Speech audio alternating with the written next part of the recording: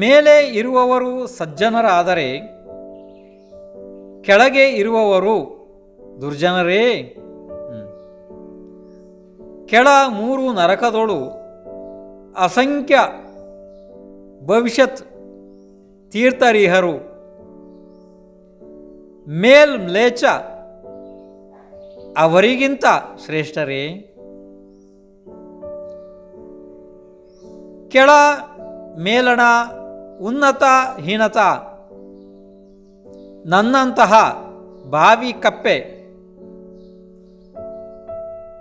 ಅಳೆಯಲು ಅರ್ಹರೇ.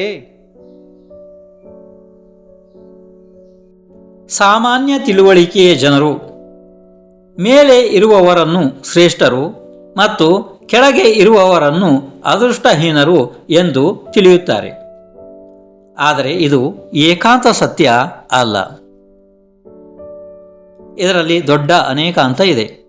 ಕೆಳಗೆ 1ನೇ ನರಕ, 2ನೇ ನರಕ ಮತ್ತು 3ನೇ ನರಕ. ಈ 3 ನರಕಗಳಲ್ಲಿ ಅಸಂಖ್ಯಾತ ಜೀವಗಳು ತೀರ್ಥಂಕರ ಪ್ರಕೃತಿ ಬಂಧಕರು ಇದ್ದಾರೆ.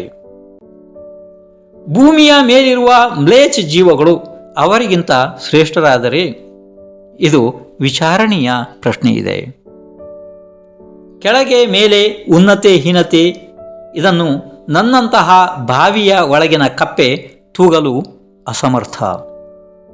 ಅದನ್ನು ಜಿನದೇವರೇ ತಿಳಿಯಬೇಕು ಅಷ್ಟೇ. ನನ್ನಂತಹ ಸಾಮಾನ್ಯ ಜ್ಞಾನಿಗಳು ಕೆಳಗೆ ಮೇಲಿನ ವಿಷಯವನ್ನು ತಿಳಿಯಲಿಕ್ಕೆ ಆಗುವುದಿಲ್ಲ.